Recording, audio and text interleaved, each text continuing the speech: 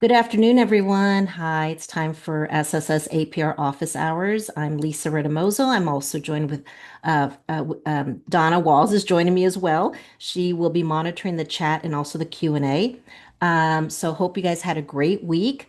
Hope you had a chance to look at some of the information or the recording that we set up or had for last week. Those of you that are not able to attend live and we'll be listening to this later on. We have created a playlist, I believe, right, Donna, in YouTube that will have every single session. And let me take you on a little tour here. Let me share my screen, which of course I said, oh, there it is. Yay. Sometimes when you have too many windows, it's not a good thing. Let me just give you a brief review. Give me a thumbs up if you can hear and see me okay. You can hear me okay? Somebody give me a thumbs up. And also, great, you should be seeing on your screen the SSS APR office hours, the Google Drive. Thank you, okay? Let me know if I'm not sharing that document. Um, Here in the office hours, thank you all. We have created a couple of folders here. There's a Q&A report, and every time we meet, we were just talking about that, we're going to create a document with the questions for that specific session. And when you open it up, it's going to have the question and it's also going to say what time was answered live in the video. A timestamp, I believe, right? Donna, I'm going to open it up and hopefully y'all can see. I'll see that okay. Yeah. And how we can navigate here. Great. So it's going to say, and it's going to tell you what time it was answered. Okay, we're going to have that every single time. If I can remember, I need your help though. Y'all need to put your questions in the Q&A. All right, not in the chat, in the Q&A. And then I need to remember, like Donna told me, that I need to click answered live. So it will go ahead and do this report. And then we do a little something to it. So it's a little easier to read. And we will have one of those for every single session. We will also have, let me go up here to the back up here. We will also have a folder that has webinar summaries. So there'll be an AI summary, which Donna, I remind me or to turn that on when we get into the details of this. But there'll be a webinar summary for each one that will also have the AI notes. It's just a summary though, but it'll also have a link to the recording. We're trying to decide if it's going to be a Zoom link with the passcode or if it's going to be a link straight to the YouTube channel that has every single session. So it'll look something like this. And I think you can see this, right? I purposely am showing everything in the drive so you can see everything. Yeah. It'll have, yes, okay, great. It'll have the date, it'll have the recap, a summary, and up here we're going to put the recording link so that you'll be able to see that as well. Okay, everything and anything. So I don't know about y'all, but I gotta have everything in some. Okay, the rest of my life may be chaotic and crazy, but when it comes to this stuff, I need to get super organized so I can look up stuff, find my notes, things like that. So I'm trying to kind of carry that over to this as well. All right. Um, Again, the link to this Google Drive you receive every time. I believe you get a reminder. Um, I have not, I've also uploaded these two documents that I will use like crazy until the actual instructions come out. All right. This is just a draft and it says NEC draft all over the place.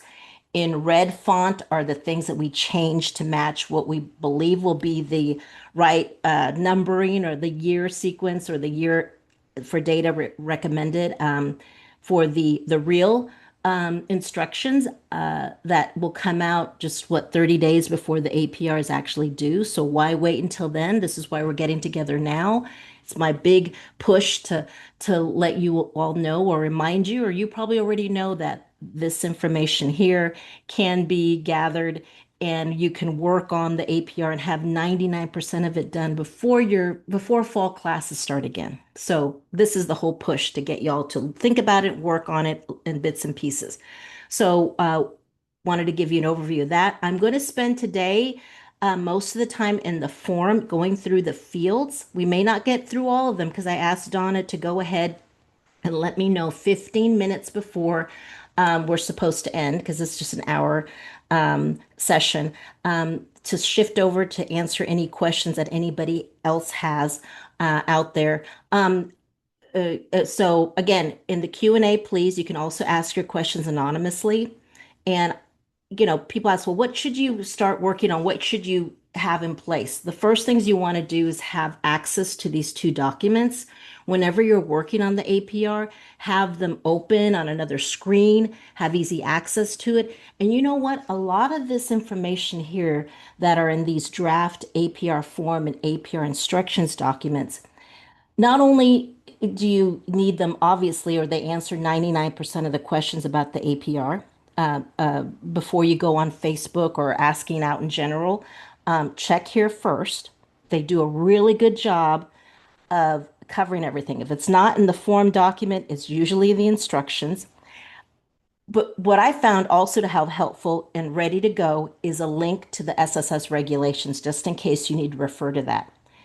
But throughout the rest of the year, if you have a question about anything dealing with eligibility or a student situation as to what participant status to put them in or cohort, how many services they need to receive, yada, yada, yada, that kind of stuff. Um, when your year starts for programming versus your budget year, a whole bunch of great information that is above and beyond what's listed in your SSS regulations, because to me, that's just a summary.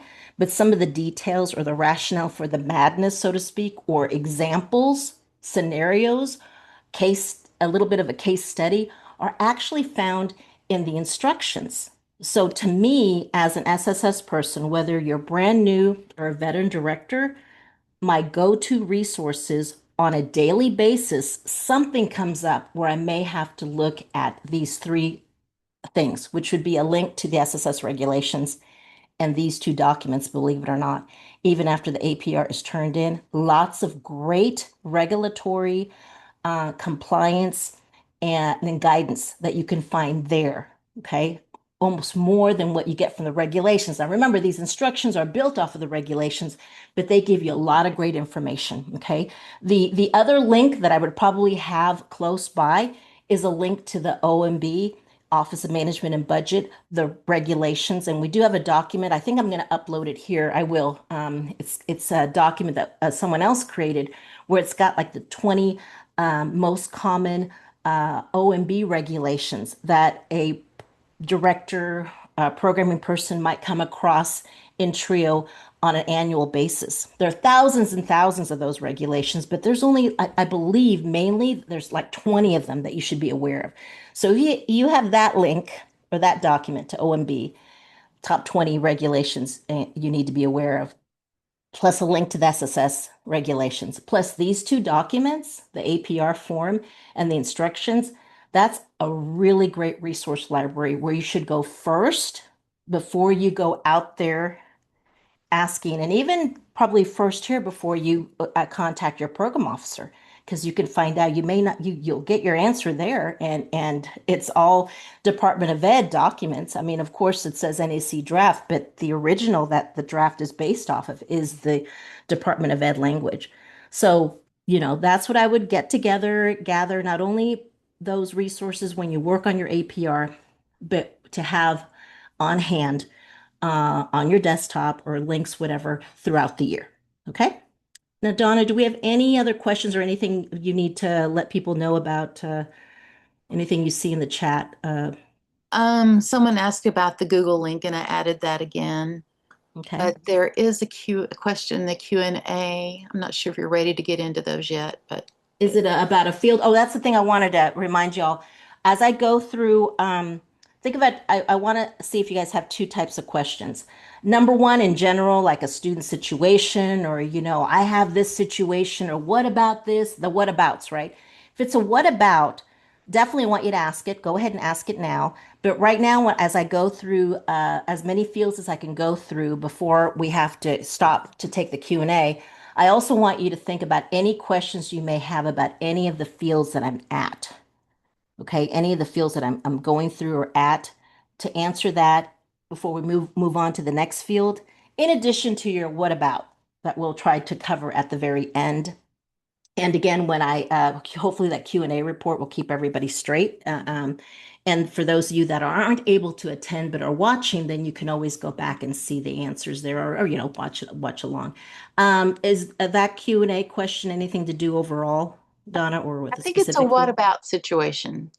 Okay, all right. So we'll get to that. What about, and Don, also as you're hearing me go through these fields, maybe that what about is about that field.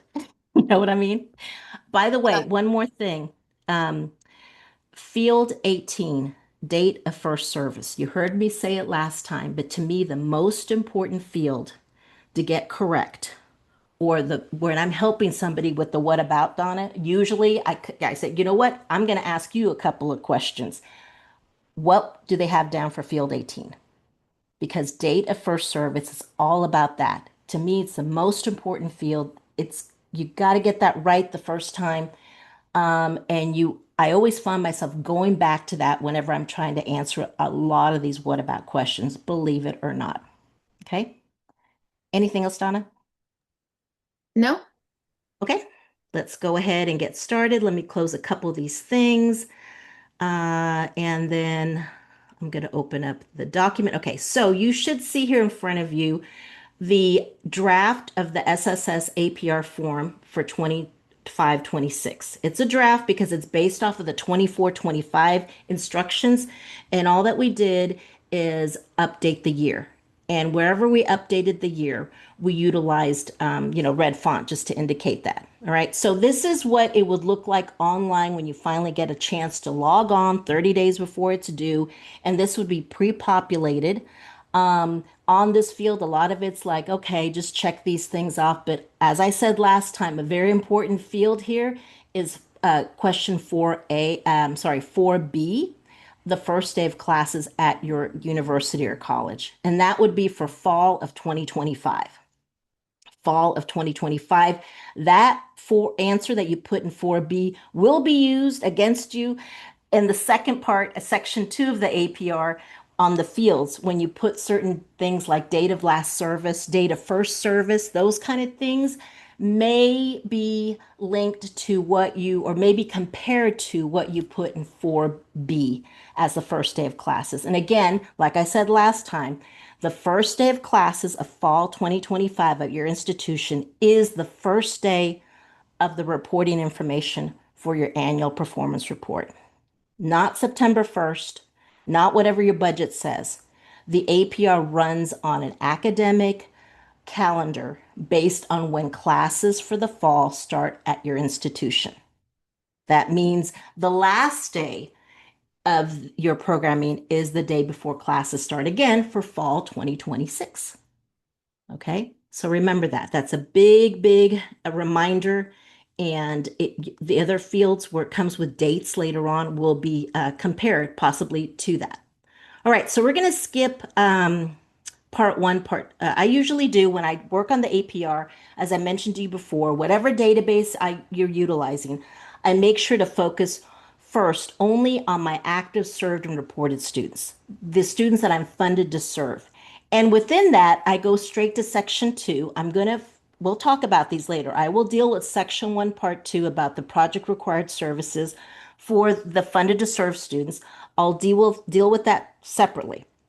I will also deal with answering for the CPPs separately.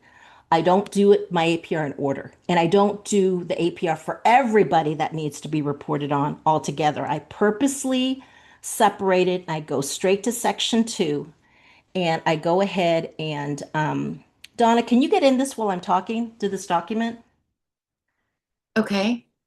Can you remove the draft thing if you can? Just try it.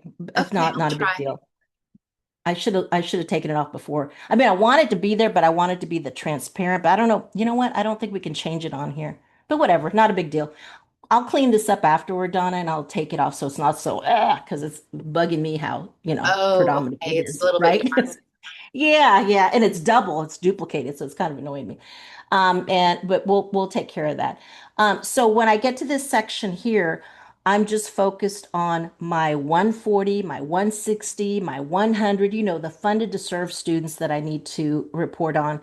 I will take care of the prior year students separately, okay? Because my biggest headache, the amount of information that I need to collect to answer for the APR is always the most for your funded to serve students, those students that you're counting as active, surge, and reported for 25, 26. Okay.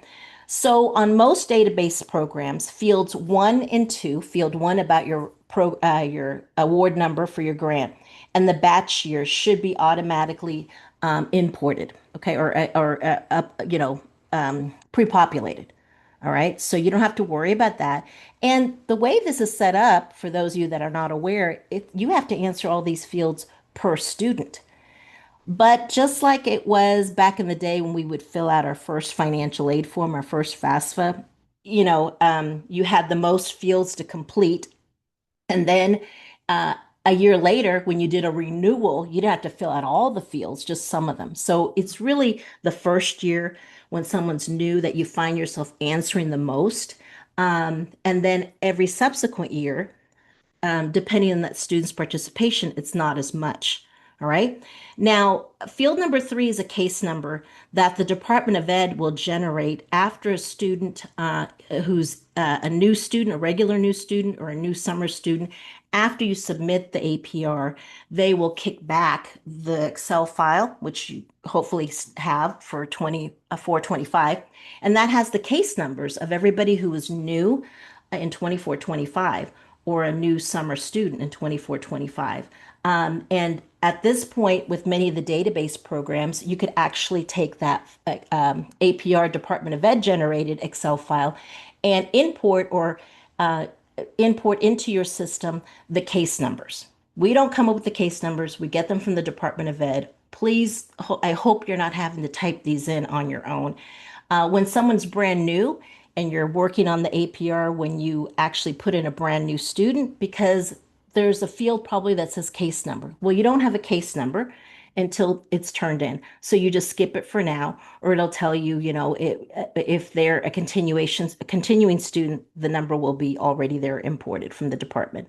Then you've got the last name is field number four. The student's first name is field number five. And I have noticed in the past, y'all, and again, Donna, raise your hand or let me know if there's any questions about any particular field. And I will let you know, for those of you that have a question about a particular field, to help Donna out when you go in the Q&A, the first thing you want to put is the field number that you have a question about, like number five, and then put your question. Okay, and she'll be looking for that.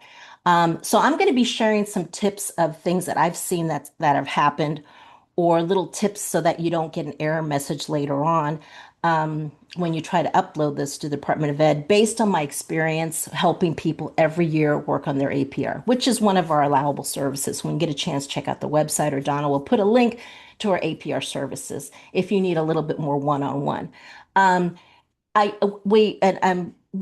talked about this with a someone I'm working with, and they have a situation where within a couple of last year a student was called this, and now they prefer to be called something else, and the college has gone ahead and changed it in their system, but the department doesn't do that.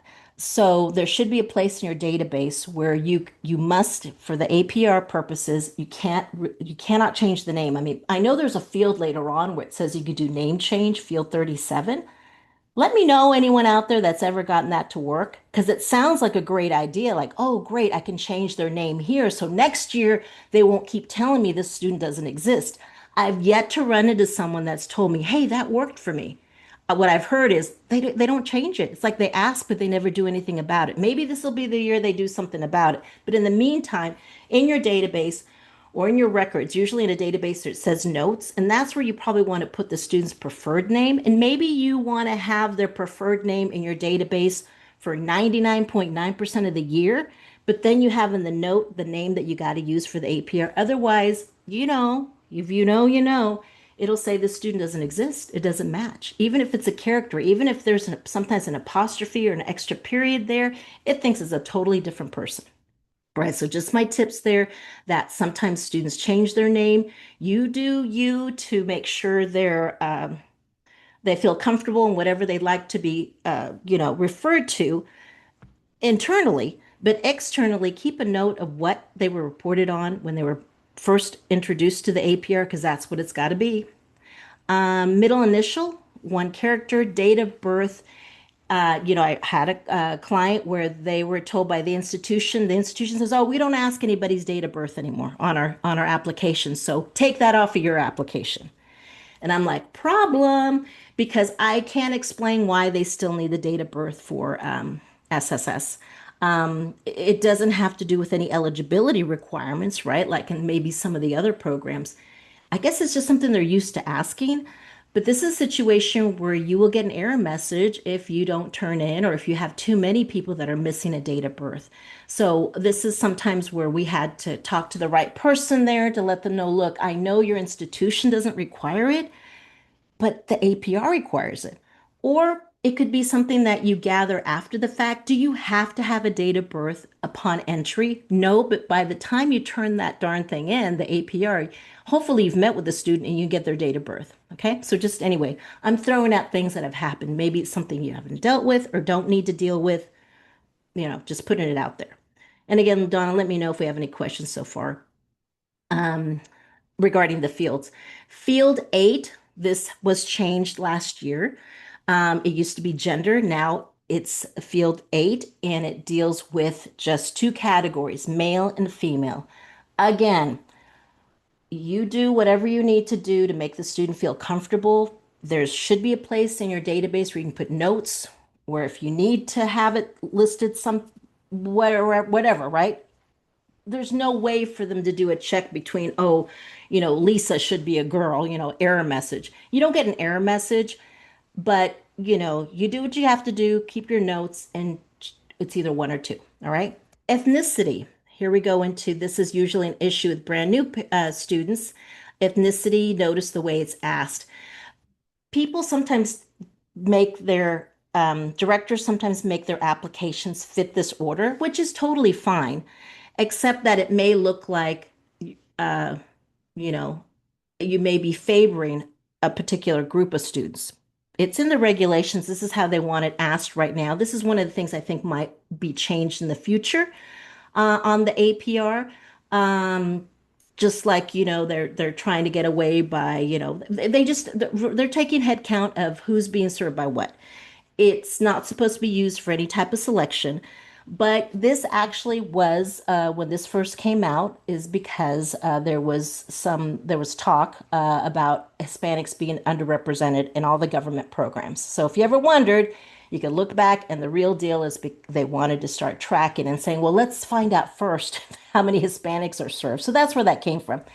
You do how you feel your application to new students is most welcoming.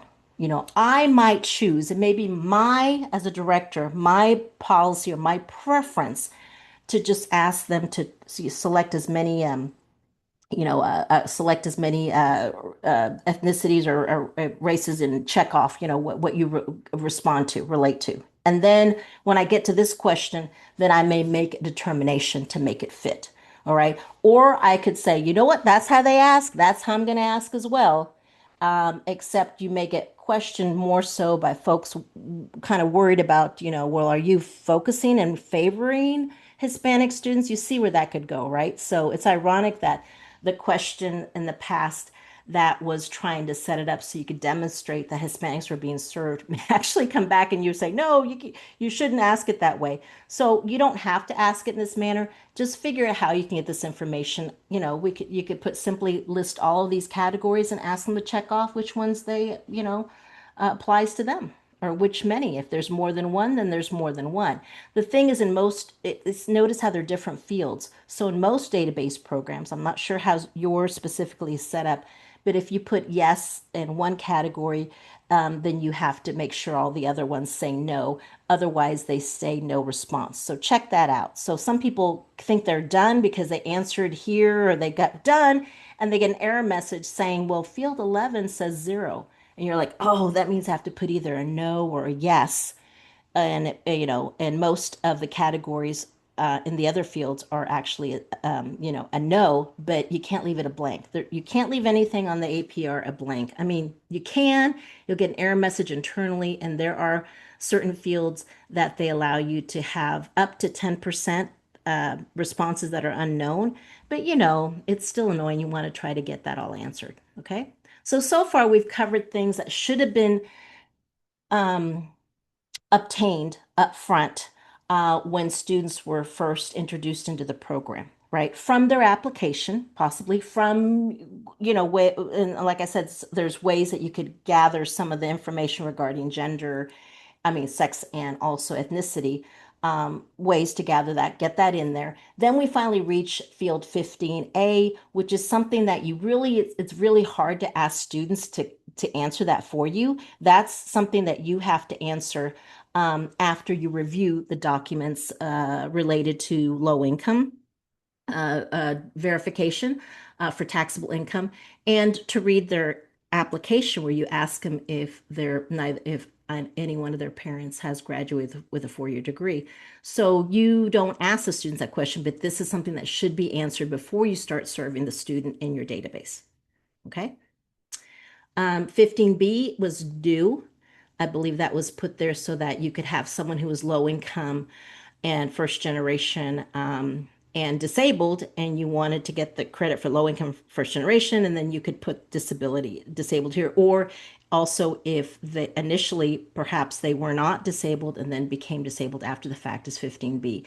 It's not a critical field, and it's not but if it's not answered, you can't have a zero there. So when this first came out, we had hundreds of students that had an error message because they were also looking at students from the past as well. So that was kind of a headache, but that got resolved. So now moving forward, it should be for people that are brand new to the program. Once you answer that, then you shouldn't have to answer unless you change it. I get questions all the time about verification of student disability. There's actually nothing in the regulations for TRIO that states that a student has to provide you with that proof. They tell you that the definition of disability should match the college's definition, which is usually based on the American Disabilities Act. You go by that. Um, if your college requires it, so be it. But unless the student is demanding or requires accommodations that cost you money, if you have to buy special equipment or hire a special interpreter, that's the only time where you may or you should get some sort of documentation that the student does have a disability. If you're not providing any specific special services, then the verification is really not necessary. It's not listed in the regulations anywhere, unless that's your policy or that your institution. Academic need, this is something that, they tell you in the regulations that this is based on the grantee's definition of academic need. But then they turn around on the APR and ask you, well, what does it fall under? And so any one of these is fine to utilize. The only one that they don't want you to use over and over again is other. My personal favorite is predictive indicator because that's a combination of qualitative and quantitative indicators, which is what we usually use, when we're looking at a new student's application and we ask them questions about what services they think they need, a couple of questions about their self-assessment regarding their study skills, things like that. Short and sweet, nothing too formal, but that's the qualitative piece. And then we take a look at their transcript or any scores that we have. That's the quantitative piece. If you require them to type up a couple of sentences as to why they want to be in the program, mainly to see how their qualitative, response about what they need, plus looking quantitatively at how they're responding, their grammar and structure. That could also be something that you utilize. So I use predictive indicator a lot. I mean, I use it all the time. So that's kind of our standard because to me, I can show if anyone asks, well, what do you mean? Well, I do have my matrix of our academic need, our definition. As long as you have one and you feel you need to update it or tweak it from what's in the proposal, so be it, because you have that's yours to update as needed. So you're not stuck with that. Okay. 17 is first enrollment date at the grantee institution. not first enrollment date with your program. Okay. It's whenever they first started at the college. It could have been 20 years ago. It could have been last week.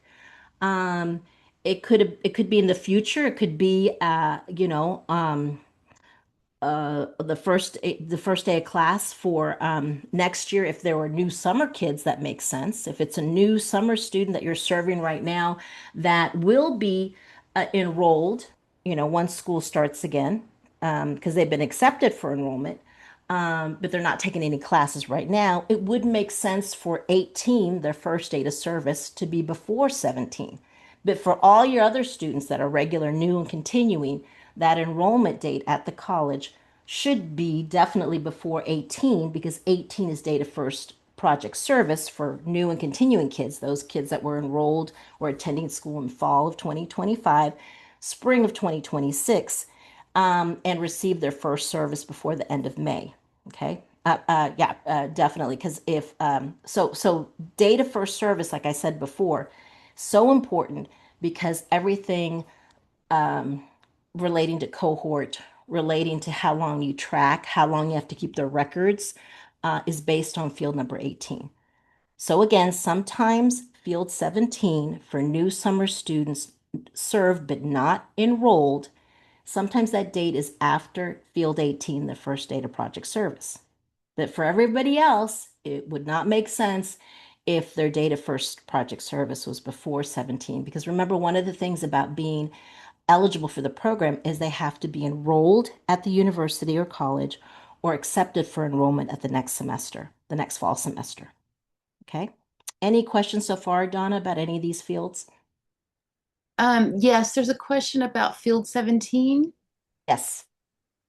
Could it be while they were in high school taking one college course? No. Yes, it could be. You are correct.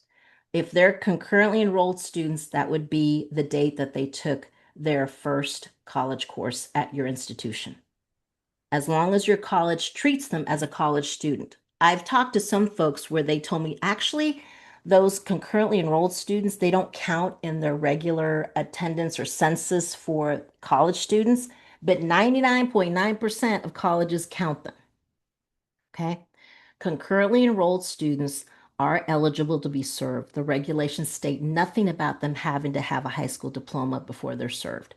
It could be your choice, your policy, your rules to not go there. If you don't need to go there, don't go there. But for so many of us that are hurting for numbers, they're an eligible group. They are. And the Department of Ed has confirmed that during their SSS technical assistance workshops where they're talking about the SSS proposal. They were asked several times and they said, yes, concurrently high school students are eligible to be served by TRIO programs. Um, you don't have to, but you can. Okay. And so many people on Facebook will say, no, you can't. What they mean is, I don't want to, or I don't think you should, but there's really no regulation against it. All right. Any other questions about any of the other fields? Yes.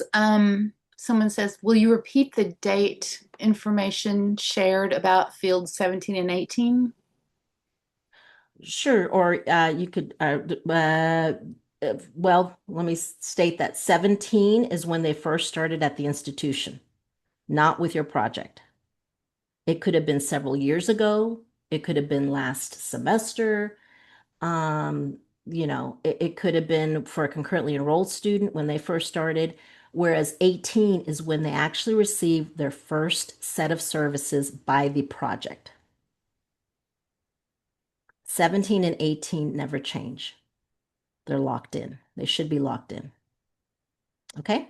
Any other One, questions, Donna? one more, and you may have Mhm. just answered this, but just to clarify, if they are a summer student enrolling in the fall 26, we put the fall enrollment date for number 17, but number 18 will be an earlier date possibly.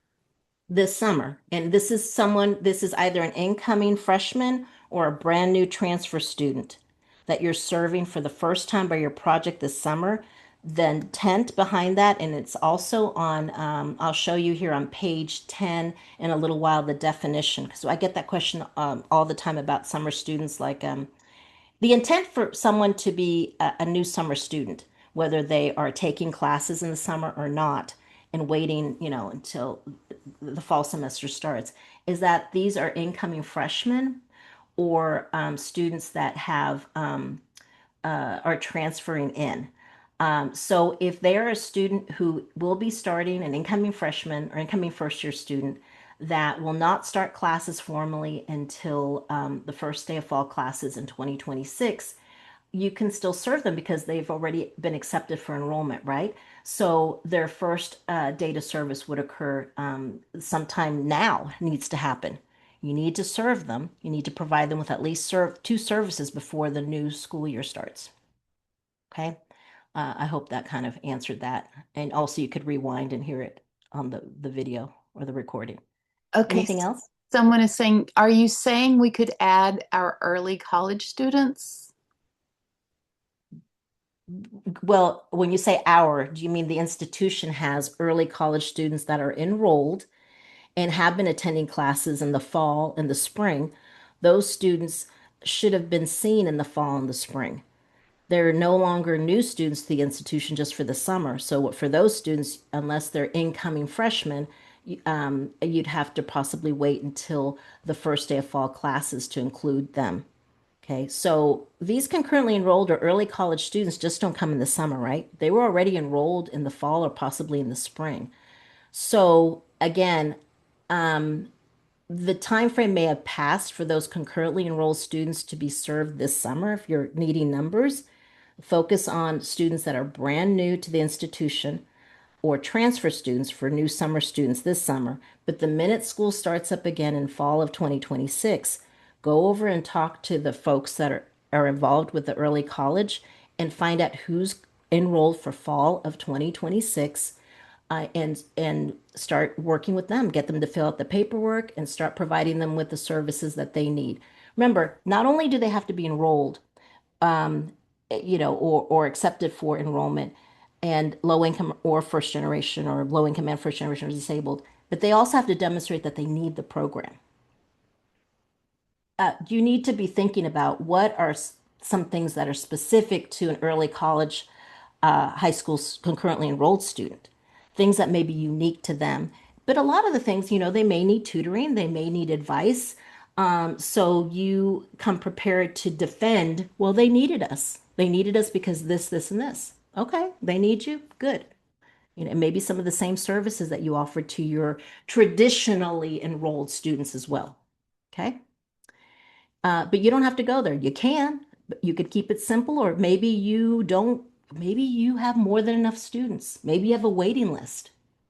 Then don't mess with it. But if you're needing your numbers, definitely you want to start off the new year, with numbers that you can use. And these are students that do need services. Remember that the most important, it's the third step, but it's the most important step. Do they need your services?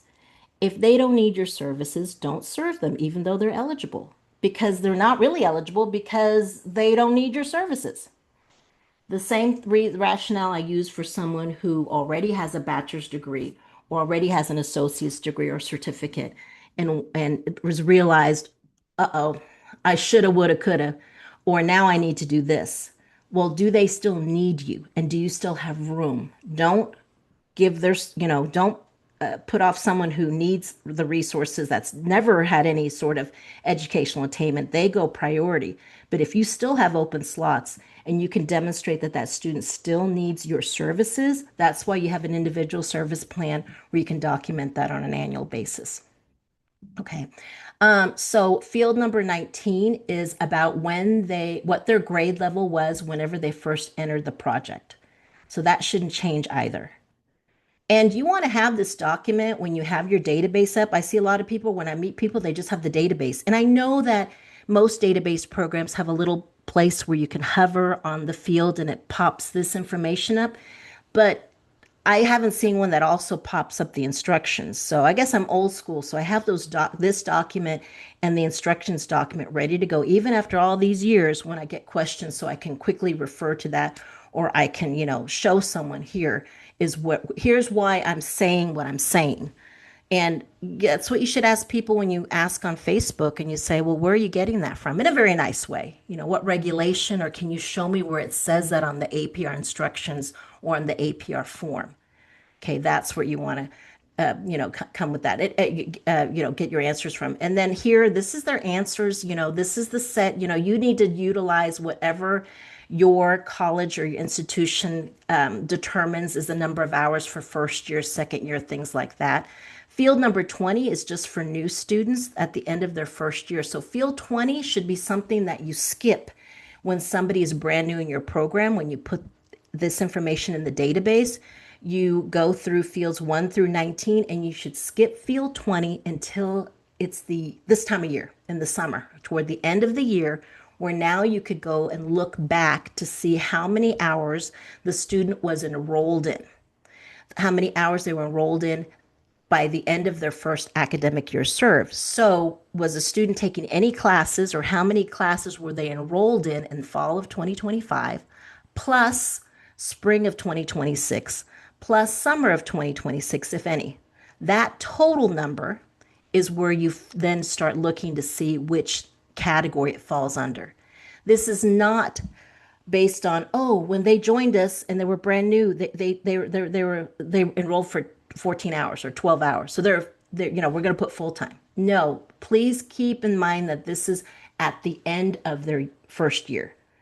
So unless you can predict the future as to how many hours they're enrolled in, that's a field that I call an end of year field, and it's only answered once. And you don't have to update field 20 anymore, because it's only upon, hey, at the end of your first year, remember back when you were a freshman in high school, how many classes did you take by the end of that first year? That will never change. Okay, unless there's a little tip, they're a new summer student, and in the following APR, you will have to mess with it, but that's for another time, another chapter. But as an overall rule, whatever you put in 20 never changes. Okay. And it gives you some more information here about those new summer students, kind of getting you ready for that. Right. So 20 is to be answered at the end of the year. 21, super important. 21 ties into field 18. What is their darn cohort? And don't you love how it's off, right? See how you would think, why didn't they make that cohort 19 or 20? Right? So look how it's off, right? Don't you hate that? Anyway, so these cohorts are so important because they're basically the label as to how long you have to go ahead and serve a student, based on their data for service, which should match their cohort. I'm going to end here. I got 3 more minutes before I have to break down to the what about questions. But the student cohort year, if somebody was brand new this year, meaning that they were served for the first time in the fall of 2025 or the spring of 2026, their cohort would be 27, which would be 25, 26. Nice, regular, low frills, no drama, new student that was served for the first time between the first day of class on a fall 2025 until the end of the spring semester, usually of spring 2026. The issue becomes if a student is a new summer student for 25-26, meaning that they were served for the first time after June 1st, okay, 2026. If that's when they were first served, then they must be a new summer student, either enrolled, taking classes, or they're not enrolled, but they will be, taking classes in the fall, whatever. And that's an 8 or 9 in participant status.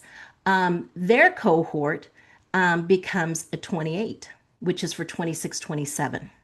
So anybody served for the first time after June 1st of 2026, whether you like it or not, must be considered a new summer student, either enrolled or not enrolled, and their cohort is a 28, which means that they are part of the 26-27 cohort, but they get to count toward your numbers of funded to serve for 25-26. So you can have your cake and eat it too, in a sense. But summer students are confusing, because my number one thing is having to help people right now who have put in these summer students, or even last summer students, last year's summer students, they put in as regular new, and they're actually not. They're new summer students. So that means when these students actually roll into 26, 27 to match their cohort, they're not continuing students. They are considered new students. So anybody who's a new summer student right now, when you roll into or go into start your new year of 26, 27, those students do not roll over into the new year to be continuing. They now went from new summer to now regular new student. And then when they roll over to the third year, hopefully, of participating or being tracked by the program, they hopefully will be continuing, or in that third year, they will be maybe they're not here anymore. The thing about new summer students, and I'll stop there, is that if you count them toward your funded to serve numbers for 25, 26, great, right? We're thinking, wow, that's awesome. Then, even though their cohort is 26, 27, that's so great.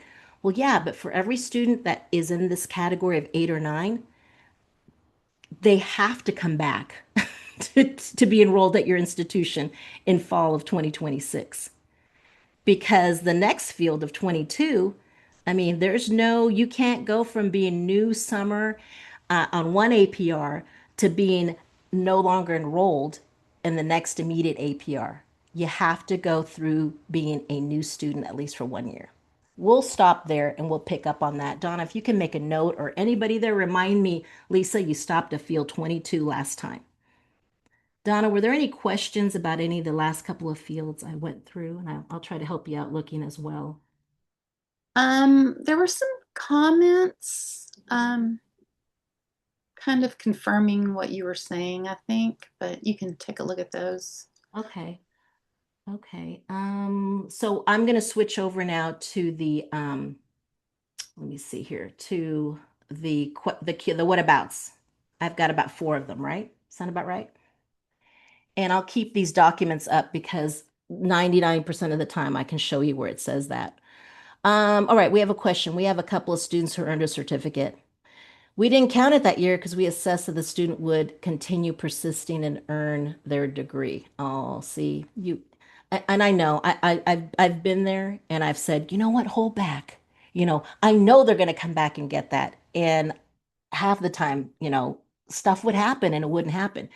The students return the next year, but there you go. I didn't even read ahead, and the student will not be back. For this APR, can we count that prior certificate with the date they received it? Ugh. Um, I believe you might get an error message because that date, let me go back and look at the APR. You know what? This would be field 31 and 32.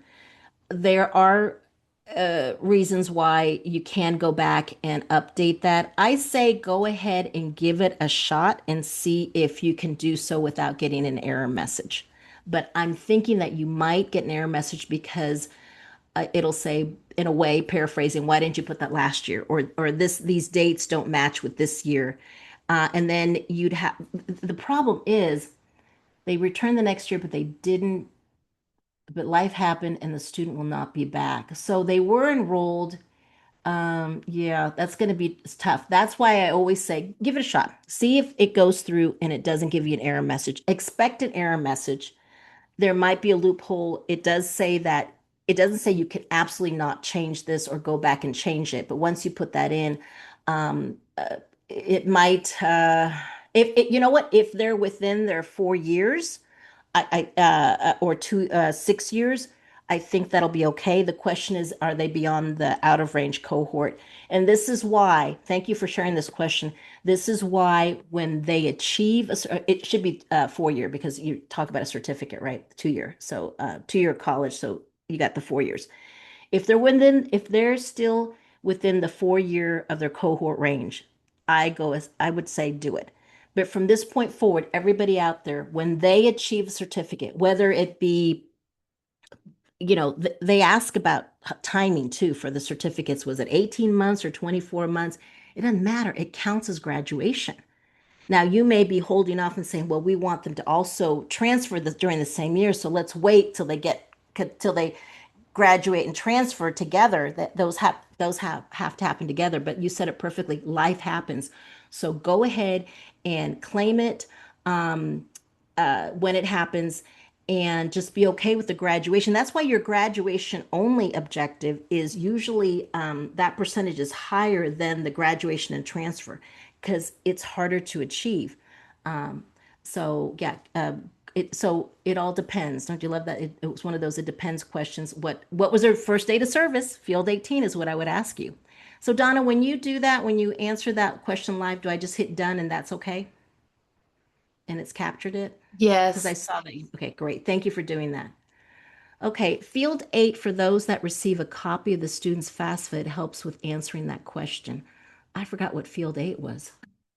What's field number 8? I haven't memorized this. Now I'm just curious. Oh, yeah, yeah, that's true. Field 8 for the sex field. I believe that. Okay, so Donna, can you do whatever? What do I do there? Just answer live. Okay, I saw it. Okay, that was missing. Okay, if a new summer student was served in 2025, okay, you mean if they were served in summer of 2025? What was their date of first service? What was in field number 18 for them? Um, uh, uh, and this is to me, when you tell me they're a summer student, I have to think they were first served after June 1st of 2026. So I'm not sure what it means are served in 2025. Do you mean the whole year? And then do not attend in the fall of 2026. Ah, okay. So let me rephrase it. So you had a new summer student that was served during this summer. Because remember, if they're a new summer student, they could not have been served anyway before, after June 1st. So you just have a small time frame to work with that student. If they don't come back, I agree, it's best not to include them on the APR. There's a lot of times where we actually serve more students than we say that we served on the APR. Because if you just serve the right amount of students, you couldn't. You always have to overserve. Now, the question is, it's easier if you don't give out grant aid or don't have any direct participant support costs that are linked. So, usually with my new summer students, I don't do anything that is, how should we say, like grant related, grant aid related, or that could kind of tie me more to that student. But definitely, if I am going to be, if I'm in a situation where I need summer kids, then I over recruit and over serve because some of them are not going to make it. And those are the students that, although they don't make it, I delete them from my database. I still keep a digital record of their application, of whatever services I did receive to show my time and effort with that student that was done. And who knows, maybe they'll come back in the spring of 2027 and I can have them fill out a whole new application and we can pick them up there, you know? So I'm going to hit done. We have about 15 to 20 trio incoming freshmen that will move in early and have trio workshops 3 days before the official first day of school. Those services will occur before the first enrollment date. Okay, good. Tammy, I like that. And so there's like not a time frame. I mean, basically they're getting served and they're coming, right? Because they're moved in. So yes, those would be if I had to work with summer students, if I had to reserve some slots, that would be the type of situation where I'm almost guaranteed that these students will come back at least for one semester in the fall. Okay, so I do like that. Is there a place in the regs that specifies that June 1st rule? Because here's what I'm seeing in the instructions on page 5 under new participant summer session only. New participant summer session only is an individual served by this is on page 10? Oh no, page 5, okay, of the instructions for the first time during the summer session preceding the participant's first academic year at the grantee institution served during summer of 2026 prior to 2026 academic year, right? This student is this part of the next year's cohort, right? The definition does not include student enrolled at right? It doesn't include someone who's already there, who's been there since the fall of 2025 or spring of 26, but who did not receive services from the SSS project for the first time during the summer. The individual would meet the definition new participant, right? They would have to be a regular new participant. So again, it goes by, and again, instead of utilizing June 1st, then utilize the date of your first. That's what the department externally utilize. I mean, within when they pull the fields, that's what they typically say. I don't know if you've noticed whenever you've got an error message, it pops up and it tells you it must be during this time frame. And that's when I see it. So although it doesn't say it in the instructions, I've seen it pop up as an error message to make it work that it needs to occur after this period of time. I have a client who their summer session actually starts in the middle of May. So what they have to do is they have to fudge on the date so that they don't get an error message because otherwise it assumes, it thinks that it's part of the of the academic year. And no, it's part of the summer. So sometimes you have to be wrong to be right, depending on how it's set up that way.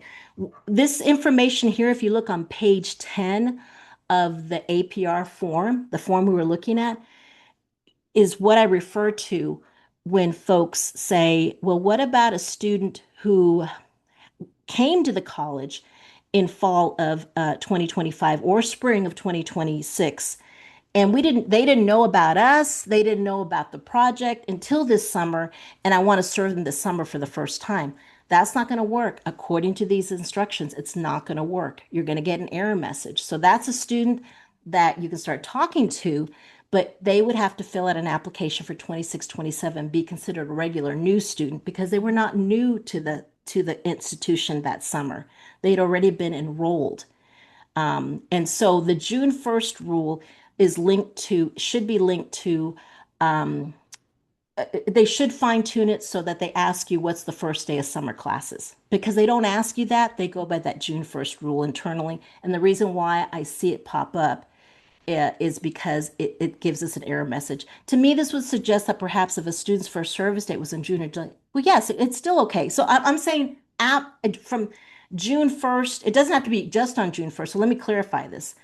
Um, their first date of service needs to happen on June 1st or after June 1st up until the day before classes start again in the fall. So, yes, so they could have been seen June 15th, July 1st. They could have been seen and provided with two services on August 16th, which was the day before classes started on August 17th. So I'm glad you brought that up.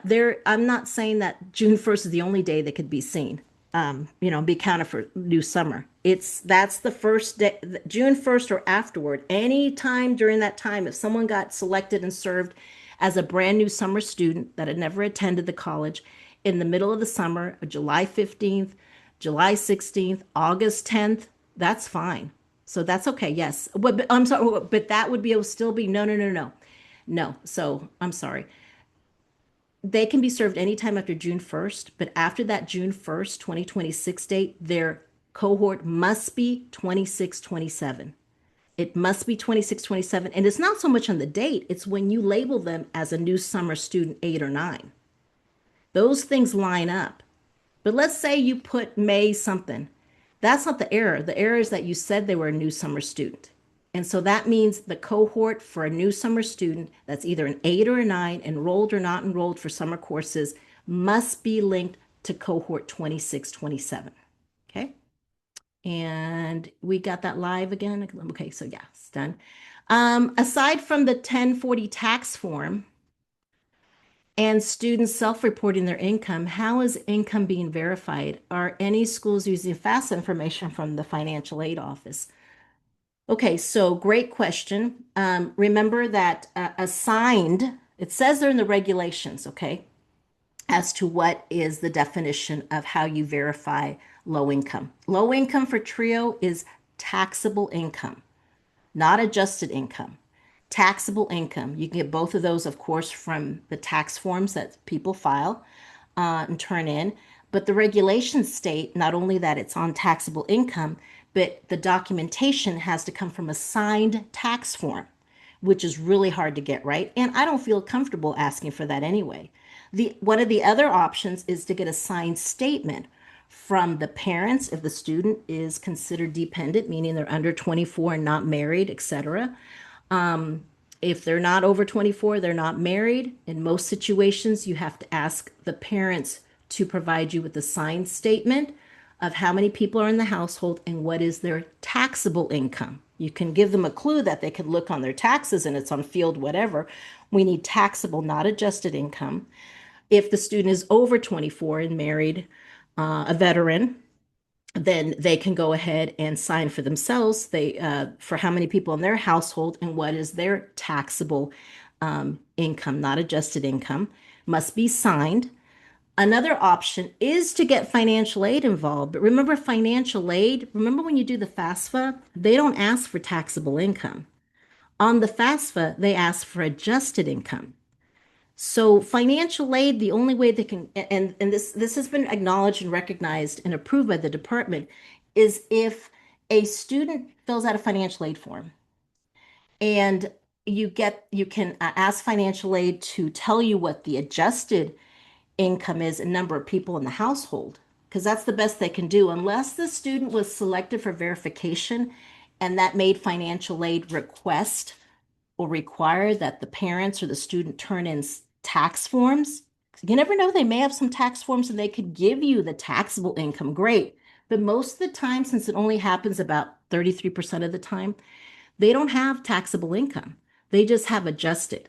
So the only way that financial aid can help in this area is if they say, "Yeah, I have adjusted income and it's like and how many people in the household?" They say there's about 5 people in the household and the adjusted income is 40,000. Well, then I look at the trio chart that's based on taxable and I realize that, oh wow, for taxable for that many people, they're letting them be at 60,000 taxable. I'm just making that up, don't quote me, but you notice how, wow, the student's parents' income is so low that even their adjusted income is below the trio taxable cutoff, then there's no way, I mean, that there's every 100%, I'm sure that their taxable income is lower. So I may not have the exact amount of taxable, but if financial aid tells me their adjusted income is below the taxable cutoff, then it's almost impossible for the student's income, the taxable income, to be any higher. So my third choice is using FAFSA information, not my only choice. And what if the financial aid office says, oh, guess what? Yeah, it's 3 people in the household, and they say it's 80,000 adjusted. And you're looking like, oh no. But you know what? There's still a chance because that's adjusted. And guess what? Taxable income is always lower, sometimes much lower than adjusted. So that's why we love taxable income because more people qualify as low income under taxable. It's a headache though because you have to dig a little deeper. And at least you got a clue from financial aid. Well, yeah, they're not going to get any Pell because, they go by adjusted and their adjusted is too high. But they could possibly even have taxable income of zero or below the cutoff, but you have to dig a little deeper. So the tax form is king and queen, but you don't ask for that up front. I go with the signed statement to give me a clue. I use my friends of financial aid to kind of, yes, that great, or ugh. And that's always been a major, major issue. But you can't just go by what financial aid tells you because they use adjusted income. We're using taxable. You work a little harder. So it's not a perfect match. It could be a big clue and a big help, but not a perfect match. If a summer student is brand new, just starting classes for the first time this summer, then they would be a new student in the fall when you roll over into 26, 27. But for 25, 26, they're considered a new summer student at code 8, I believe, for enrolled. Um, but if a summer student has had classes before, would they also be considered a new student in the fall? Or would they be considered continuing student? Okay, so I think we're looking at two different things. There is participant status is field 22, not to be confused with field number 19, which is their grade level at first service. So sometimes those are mismatched, okay? But field 22 is, and here's the thing, field 19 could be wrong as long as it makes sense, but field 22 cannot be wrong. So field 22 is participant status. So a summer student is brand new, just starting classes for the first time in the summer. They would be a code, I believe, an 8. Um, and they are, coded as that. Their cohort is 26, 27 on the APR for 25, 26. When you roll over into project year 26, 27, that new summer student does not become continuing. They will never be continuing the second year after they're first reported on APR. They must be new, whether they're a code 8 or a code 9. All right. Now, their grade level may have changed if they took classes. Maybe they were somebody who has never attended before, but because they took classes in the fall, that means for Field 26 is asking, which we haven't gotten to yet. We've covered Field 19, which is, hey, today when you were first selected, I'm sorry, when you first served, what was your grade level? That never changes. Okay. But then on next year's APR, when this student now is a regular new student, because their cohort is 26, 27, it must match that. When you get to field 26 and it asks what's their grade level at the beginning of this year, then that's where you can make the changes needed. Okay. All righty. So thank you. I'm sorry I kept you for a minute. We're 5 minutes over, but hopefully this was helpful. Any other questions or anything in the chat, Donna, we want to cover? We're Um, good? there is a comment about their financial aid not sharing the AGI anymore. Yes, and you are so right. They used to be a lot more helpful. They received a memo a couple of years ago stating, do not share this information with anybody outside the office. And we're like family with financial aid, right? We're brother and sister. Oh no, no, we don't know you. It's like we're like outsiders completely. So, yeah, a lot of us have been completely shut out of financial aid to the extent that where it gets later on in the APR where they ask, where it says Field 35, financial aid received. Unless you have access to the window that shows how much financial aid was received, you have to go to financial aid and ask that. And a lot of folks have told me we can't get that anymore. That's fine. Just document that they wouldn't give it to you and leave it blank. I've never seen anybody get flagged for having no financial aid plugged in. But if they ever ask or a pop-up window comes up, just say we were not per Department of Ed instructions to financial aid, so we've been told they're not allowed to share this information with us anymore. It doesn't count for an objective. Now, Field 36 is grant aid. You definitely should know if you gave grant aid, then you need to go ahead and make sure you track that, of course. Okay. Um, there's one more thing. Our institution screwed up on the trio director and staff salaries. Our state has reevaluated community college salaries. Okay. Technically put us grant employees at lower salaries. That did okay. So I've been fighting to have it evaluated to bump us up.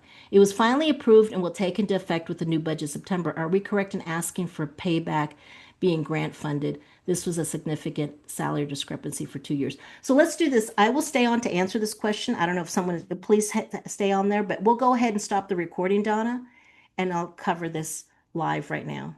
Thank you all. Hopefully this was helpful. Look for the recording and we'll see you next week.